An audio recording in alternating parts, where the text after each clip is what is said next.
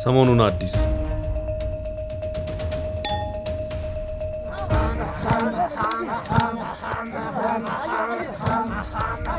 ደቦ ጂጊ ወይም ወንፈል በገጠራማ የኢትዮጵያ ክፍል በጋራና በመተባበር ስራ የሚሰራበት ባህላዊ ስርዓት ነው።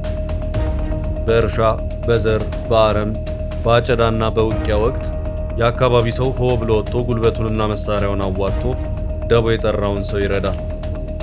ውድ የፈታ ዴይሊ ቤተኞች ባላገሩን ሰማይን በለው እያስታወስ ነው። ደቦትን ስራ ያመላፎ ወጣ ሆበሌ በደቦ መስራትን እንደሱ ተወዳጅ ያደረገው አርቲስት አልነበረም።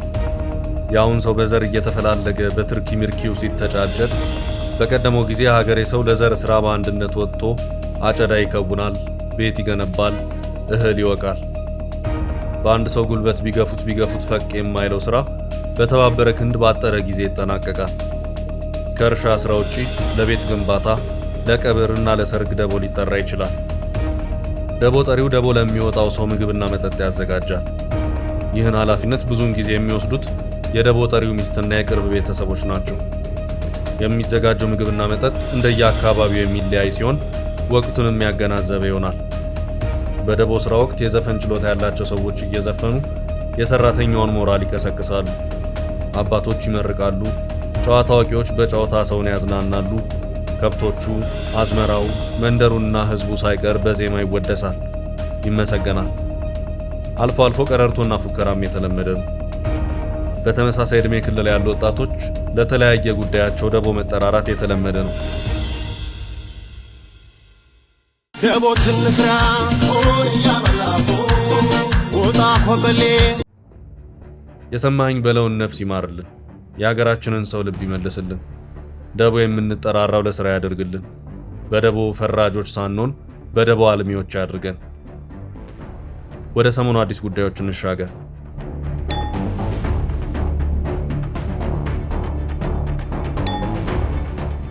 በትግራይ ክልል የታሰረው አንድ አዛውንት እናት ተቃውሞ አስነሱ። ህወሓት ተቃውሞኛል ብሎ ያሰራቸው የ76 ዓመት አዛውንት ነው። ትራምፕ ከኢራን ጋር ሰላም አውርደናል፣ ፊርማ ፈርመናል እያሉ ባሉበት ቴህራኖች እስራኤል ልብ ሳትገዛ ፊርማ የሚባል የለም ብለዋል። ህወሓት በክልሉ ያጸደቀው አዲስ ህግ አነጋጋሪ ሆኗል። ከሰሞኑ ያወጣው መግለጫም አለ፣ ይዘነዋል። አብራችሁን ቆዩ።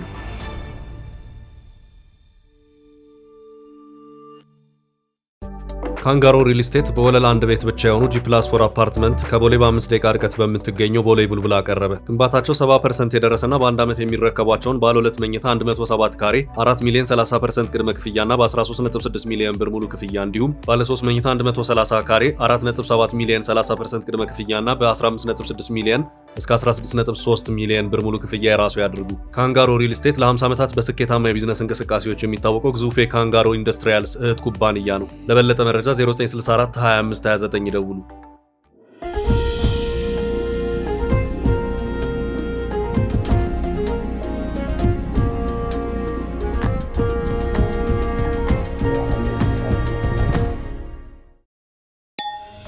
የሰላም ስምምነቱ ትራምፕ ከኢራን ጋር የተደረሰ የጦርነት ማስቆሚያ የመግባቢያ ስምምነት ከይፋ የፊርማ ስነ ስርዓቱ አስቀድሞ በኤሌክትሮኒካዊ መላ መፈረሙን እየተናገሩ ነው። አስታራቂው የፓኪስታኑ ጠቅላይ ሚኒስትር ሼህባዝ ሻሪፍ ስምምነቱ በመጪው አርብ በስዊዘርላንድ እንደሚደረግ የተናገሩ ቢሆንም ትራምፕ ግን ሩቅ ለሩቅ ሆነን እስከዛው ተፈራርመናል እያሉ ነው። ነገር ግን ወዲህ ደግሞ የኢራን የውጭ ጉዳይ ሚኒስትር አባስ አራግቺ ከአሜሪካ ጋር የሰላም ስምምነት ላይ ለመድረስ እስራኤል ጦሯን ከሊባኖስ ማስወጣት እንደሚኖርባት አሳስበዋል። አባስ አራግቺ ይህንን ያሉት እስራኤል በመካከለኛው ምስራቅ ያለውን ጦርነት በዘላቂነት ለማቆም የሚደረገውን ዲፕሎማሲያዊ ጥረት ልታደናቅፍ ትችላለች የሚል ስጋት እየጨመረ በመጣበት ወቅት ነው። ዶናልድ ትራምፕ ሳይቀሩ የጦርነት አጋራቸው የሆነችውን እስራኤልን ኃላፊነት የጎደለው እርምጃ እየወሰደች ነው በማለት መተቸታቸው ይሰማል። የኢራን የውጭ ጉዳይ ሚኒስትር አባስ አራግቺ በሰጡት መግለጫ የእስራኤል ጦር በዚህ ጦርነት ወቅት ከተቆጣጠራቸው ግዛቶች ሳይወጣ ጦርነቱ ሙሉ በሙሉ አብቅቷል ሊባል አይችልም ብለዋል። የሄዝቦላ የሚዲያ ግንኙነት ኃላፊም እንደገለጹት ኢራን ከአሜሪካ ጋር በምታደርገው ቀጣይ የውይይት ምዕራፍ ላይ የእስራኤል ጦር ከሊባኖስ እንዲወጣ ጥያቄ እንደምታቀርብ ለቡድኑ ማረጋገጫ ሰጥታለች። እነዚህ አስተያየቶች የተሰሙት ዶናልድ ትራምፕ በፈረንሳይ ኤቪያን በተካሄደው የቡድን ሰባት መሪዎች ጉባኤ ላይ የእስራኤሉን ጠቅላይ ሚኒስትር ቤንያሚን ኔታንያሁን በጠንካራ ቃላት በወቀሱበት ወቅት ነው። ትራምፕ ኔታንያሁ በሊባኖስ ረገድ የበለጠ ኃላፊነት በተሞላበት መንገድ መንቀሳቀስ አለባቸው ያሉ ሲሆን በቅርቡ እስራኤል በቤይሩት ላይ የፈጸመችውን የቦምብ ጥቃት አረመኔያዊ ሲሉ ጠርተውታል። ትራምፕ አክለውም እስራኤል ከሄዝቦላ ጋር ለረጅም ጊዜ ስትዋጋ ቆይታለች፣ በዚህ ምክንያት በጣም ብዙ ሰዎች እየተገደሉ ነው ብለዋል። አንድን የምትፈልጉትን ሰው ለማደን ስትሉ የመኖሪያ ህንፃን ማፍረስ የለባችሁ፣ ምክንያቱም በእነዚህ ህንፃዎች ውስጥ ብዙ ሰዎች አሉ፣ ሁሉም ደግሞ የሄዝቦላ አባላት አይደሉም፣ ይህንን በእርግጠኝነት ልነግራችሁ እችላለሁ ሲሉ ተናግረዋል። ያለ አሜሪካ ያለ እኔ እስራኤል አትኖርም ነበር፣ ምክንያቱም እኔ ያደረግኩትን ለማድረግ የተዘጋጀ ሌላ ፕሬዝዳንት የለም ብለዋል። የእስራኤል እርምጃ በሰላም እቅዱ ላይ የደቀነው ስጋት የአውሮፓ መሪዎችን ስለ ስምምነቱ ዘላቂነት ያላቸውን ስጋት አጠናክሮታል። ሄዝቦላ በበኩሉ አጋር የሆነችውን ኢራን ከዋሽንግተን ጋር በሚደረገው የሚቀጥለው ዙር የድርድር ምዕራፍ ወቅት ቴህራን የእስራኤል ኃይሎች ከሊባኖስ እንዲወጡ ጥብቅ አቋም እንደምትይዝ ማረጋገጫ ሰጥታኛለች ብለዋል። ቻይና በአሜሪካና በኢራን መካከል የሚካሄደው የሚቀጥለው የውይይት ዙር ከፍ ያሉ መሰናክሎች እንደሚገጥሙት አስጠንቅቃለች። የቻይና የውጭ ጉዳይ ሚኒስትር ዋንግ ይ ከፓኪስታን አቻቸው ኢሻቅ ዳር ጋር ባደረጉት ውይይት ከመጀመሪያው ምዕራፍ ጋር ሲነጻጸር ሁለተኛው የድርድር ምዕራፍ ለሁለቱም ሀገራት የበለጠ ፈታኝ እንደሚሆን አስቀድሞ መገመት ይቻላል ብለዋል።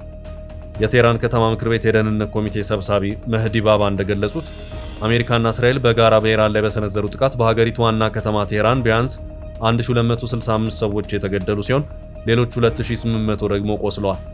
የሊባኖስ የጤና ባለስልጣናት ደግሞ በእስራኤልና በሄዝቦላ መካከል እየተካሄደ ባለው ቀጣይ ግጭት የደረሰውን የጉዳት መጠን ያሻሻሉ ሲሆን እንደ አውሮፓውያን አቆጣጠር ማርች 2 ወዲህ 3826 ሰዎች መገደላቸውንና 11851 መቁሰላቸውን አስታውቀዋል።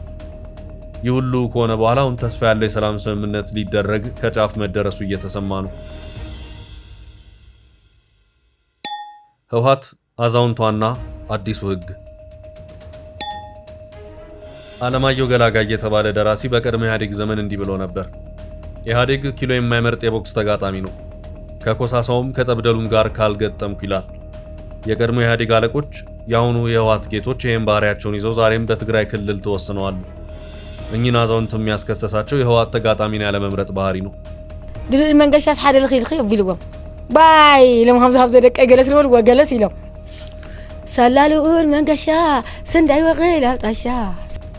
በትግራይ ክልል ደቡባዊ ምስራቅ ዞን እንደርታ ወረዳ የሚኖሩት የ76 ዓመቷ አዛውንት ወይዘሮ አህዛ ህሉፍ በክልሉ ያለውን ወቅታዊ ሁኔታ በጽኑ የገመገሙበትን ቃለ መጠይቅ መስጠታቸውን ተከትሎ ያለ ፍርድ ቤት ትዕዛዝ መታሰራቸው ከፍተኛ ቁጣና ተቃውሞ ቀሰቀሰ ይላል ከወደ ትግራይ የወጣ ዜና። ጉዳዩን የሚከታተሉ አካላት ለቲክቫ ኢትዮጵያ በሰጡት ቃል ነባር ታጋይና የሰማዕት እናት የሆኑት ወይዘሮ አህዛ የታሰሩት ሰኔ 8 ቀን 2018 ሲሆን በአሁኑ ወቅት በመቀለ ከተማ በሚገኝ የፖሊስ ጣቢያ ውስጥ ይገኛሉ። የእናቲቱ መታሰር መነሻ ላንዳ ሪፖርት ከተሰኘ የዲጂታል ሚዲያ ጋር ያደረጉት ቆይታ እንደሆነ ታውቋል። ወይዘሮ አህዛ በቃለ መጠይቃቸው በክልሉ ያለውን አስገዳጅ ውትድርናና የወጣቶች አፈሳ አጥብቀው አውግዘዋል። በተለይ በስልጣን ላይ ያለውን አካል በጉልበታችን ያሻንን እናደርጋለን ማለት ምን ማለት ነው? ዛሬስ ማንን ነው በጉልበት የምታንበረክከው? በቢሮ ውስጥ ባለ የተመቻቸ ወንበር ተቀምጠህ ወጣቶችን ልቀሟቸው ማለት ምን ለማምጣት ነው? ለመሆኑ ይህን ትዕዛዝ የሚያዘው ሰው ወልዶ ስሙ ያቀፈ ነው? በማለት የሰነዘሩት ትችትና ወቀሳ በማህበራዊ ትስስር ገጾች ላይ በሰፊው ተሰራጭቶ ነበር። እንደ ምንጮች መረጃ አዛውንቷ እናት ከመኖሪያ መንደራቸው ፈለገ ማያት ተወስደው ከታሰሩ በኋላ ቤተሰቦቻቸው እንዳይጠይቋቸውና ስንቅ እንዳያስገቡ ተከልክለዋል። ይህም ድርጊት በእድሜያቸውና በጤና ሁኔታቸው ላይ ስጋት ፈጥሯል። የእናትየው መታሰር ይፋ መሆኑን ተከትሎ ከወጣት እስከ አንጋፋ የፖለቲካ አመራሮች፣ የሰብአዊ መብት ተሟጋቾችና በርካታ የማህበራዊ ሚዲያ ተጠቃሚዎች ድርጊቱን በጽኑ እየኮነኑት ይገኛሉ። ተቃዋሚዎቹ ድርጊቱን በትግራይ ያለውን የፖለቲካ አፈና ለመሸፈንና የህዝብን ድምፅ ዝም ለማሰኘት ያለመ የጭካኔ ተግባር ሲሉ የገለጹት ሲሆን ለአገዛዙ ታማኝ የነበሩና ልጃቸውን በጦርነት ያጡ እናትን ማሰር የሞራል ዝቅጠት ነው ብለዋል። በአሁኑ ሰዓት በማህበራዊ ድረገጾች ላይ ፍትህ ለወይዘሮ አህዛ በሚሉ መፈክሮች አስቸኳይ መፈታታቸውን የሚጠይቁ የተቃውሞ ድምጾች በስፋት እየተስተጋቡ ይገኛሉ። ይህ በእንዲህ እንዳለ ለአዛውንቷ መታሰር ምክንያት የሆነው ህወሓት ያረቀቀው አስፈሪው አዲስ የክልል ህግ ነው ተብሏል። አዲሱ ህግ በበርካታ አንቀጾቹ መሰረታዊ ሰብአዊ መብቶችን ይጥሳል። ህጉ ማንኛውም ሰው ሐሳቡን የሚገልጽ አሊያም በሌላ ሰው የተጻፈን ሐሳብ በማህበራዊ ሚዲያ ማጋራት በወንጀል ተጠያቂ የሚያደርግ፣ ከጥቅምት 23 ቀን 2013 ጀምሮ 5 ዓመታትን ወደ ኋላ ተመልሶ በመስራት ህግጋትን የጣሰ ነው ይላሉ የህግ ባለሙያዎች። ህጉ የፍርድ ቤትና ዳኞችን ነጻነት በአደባባይ ጣሰ ነውም በማለት ዳኞች የቀረበላቸውን ተከሳሽ ነጻ የማለት ፈጽሞ መብት እንዳይኖራቸው የሚያደርግም ነው ብለዋል። የቀረበው ረቂቅ አዋጅ የያዛቸው አንቀጾች በኢትዮጵያ ውስጥ የተለመዱ አለመሆናቸውና ከመደበኛ የክልል ወይም የፌዴራል ህገ መንግስት ውጭ የተተረጎሙ አንዳንድ ድንጋጌዎችን ይዘዋል ሲሉ አስተያየታቸውን የሰጡ የህግ ባለሙያዎች በዚህ ምክንያት የክልሉ ነዋሪዎች ላይ ከፍ ያለ ስጋት መደቀኑን አስረድተዋል።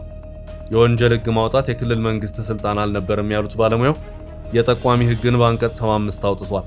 በመሆኑም ስጋት ያደረበት በተለይም ወጣቱ ማህበረሰብ ወደ መሃል ሀገርና የተለያዩ ሀገራት እየፈለሰ ነው ሲሉ ተናግረዋል። በክልሉ ወጣቶች ከቤታቸውና ከመንገድ ላይ እየታፈሱ በወታደር መኪና ሲጫኑ የሚያሳዩ ተንቀሳቃሽ ምስሎች ተበራክተዋል።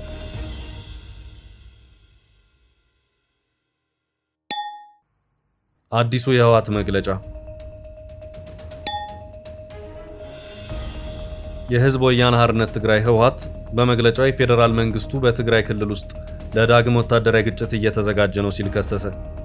ባለስልጣናቱ የድሮን ጥቃቶችን እየፈጸሙ ወታደሮችን እያንቀሳቀሱና በክልሉ ላይ እገዳ እየጣሉ ነው በማለትም ወንጅሏል። ህወሓት ሰኔ 8 ቀን ባወጣው መግለጫ በገዢው ብልጽግና ፓርቲ የሚመራው የፌዴራል መንግስት በድጋሚ ጦርነት ነጋሪት እየጎሰመ ነው ያለ ሲሆን ለሁለተኛ ዙር ግጭት ዝግጅት እያደረገ ነው ሲል ተናግሯል። ፓርቲው በተለያዩ የትግራይ አካባቢዎች የድሮን ጥቃቶች መፈጸማቸውን እንዲሁም የፌዴራል ኃይሎችና አጋር ሚሊሻዎች በክልሉ ዙሪያ እየተንቀሳቀሱ መሆናቸውን ገልጿል። በተጨማሪም መንግስት መሰረታዊ ቁሳቁሶችና መድኃኒቶች እንዳይገቡ ክልከላ ማድረጉንና የሀገር ውስጥ ተፈናቃዮች ወደ ቀያቸው እንዲመለሱ ሁኔታዎችን አላመቻቸም ሲል ከሷል። መግለጫው አክሎም ለተፈናቀሉ ወገኖች የሚቀርበው ሰብአዊ ድጋፍ ላለፉት 3 ወራት መቋረጡንና ይህም በግጭት የተጎዱ ሰዎችን ሁኔታ ይበልጥ እንዳባባሰው ገልጿል።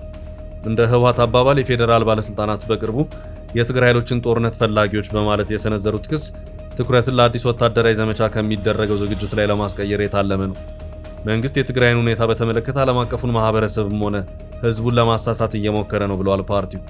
ህወሓት እነዚህን ክሶች ቢሰነዝርም አለመግባባቶችን በውይይትና በድርድር ለመፍታት የሚደረገውን ጥረት መደገፉን እንደሚቀጥል አስታውቋል። ይሁን እንጂ ፓርቲው የትግራይ ህዝብ ተፈጥሯዊ ራስን የመከላከል መብት አለው ብለዋል።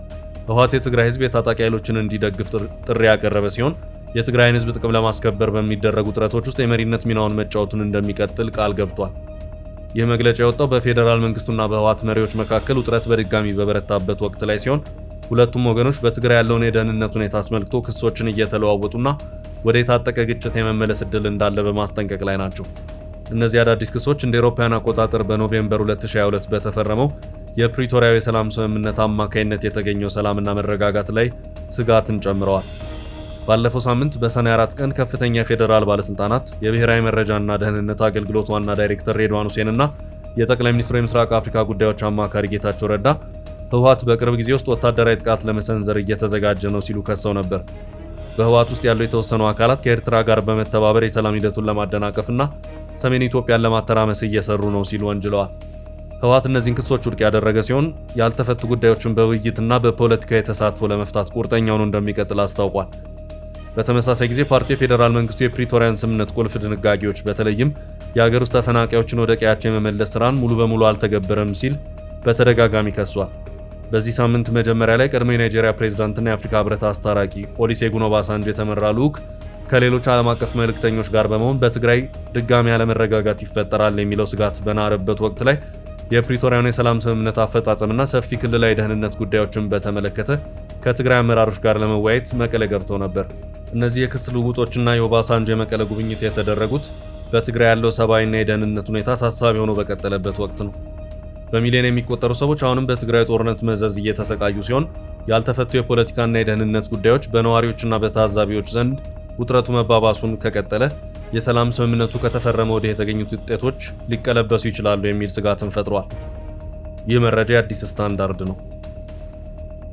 ውድ የፈታ ዴይሊ ቤተኞች ዘውትር ረቡዕ ወደ እናንተ የሚቀርበው የሰሞኑን አዲስ መሰናዶ የዚህ ሳምንት ፕሮግራም ይህን ይመስል ነበር። ቸር ቆዩን።